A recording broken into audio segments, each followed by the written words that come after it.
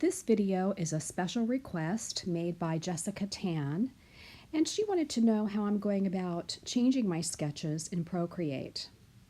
When I make a sketch in my moleskin, I very often would spend a lot of time with an eraser, but instead, now that I have the iPad Pro and Procreate, I can do some of the finishing of my sketch in Procreate, and it really cuts on the amount of time that I need to spend in my sketchbook.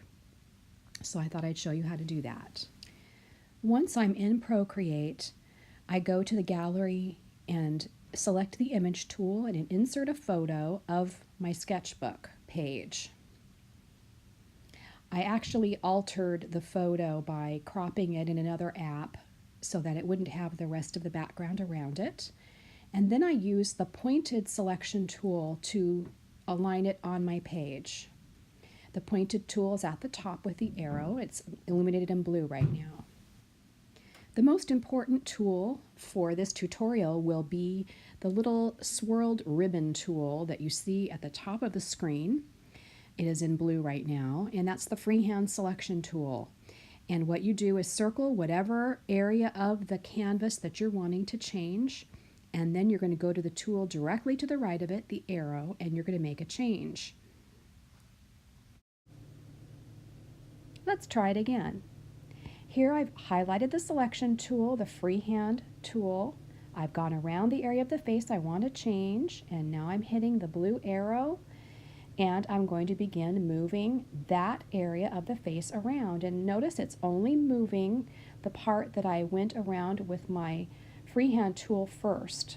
Though there's a square box around it, it's only moving the area I selected. I love that.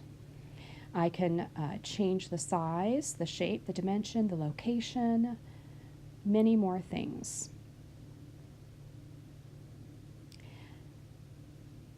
Now I'm going to go about labeling some of the things that you will see on your Procreate screen. That is the Freehand selection tool, the one this tutorial is all about. There are many other uses for this tool. It allows you to do some really fancy things in masking areas of your drawing, and you can learn more about that at the end. I like to think of the arrow as meaning action. It means I'm going to do something with what I've selected now. At the bottom of the screen, you will see other options that you are only going to see when you have selected that action arrow. And so those are possibilities. There's more information about that at the end of the video. The handles are the next thing I'm highlighting here. I'm circling the blue dots. Those are handles. They will adjust your picture in the direction that you pull the handle. This will create a distortion, though. You have to remember that. If you only want to move something, you're going to want to go to that sweet spot in the center, and it will leave everything the same size and just move it. But if you want to make something proportionally bigger or smaller, grab a corner handle.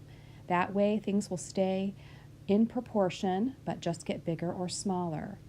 But if you grab the top, bottom, or sides, you will get a distortion, and sometimes that's what we want if we want to thin something out or make it fatter.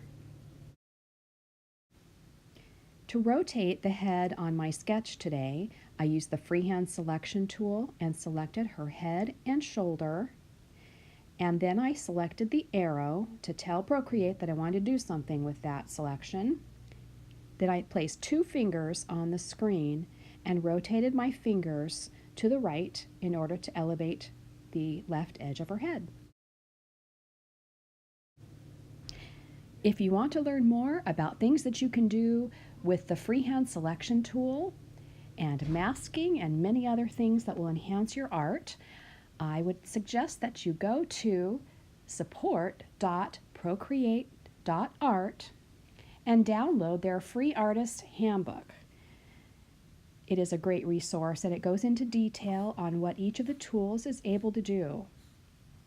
I hope you enjoyed today's tutorial. Thanks for watching.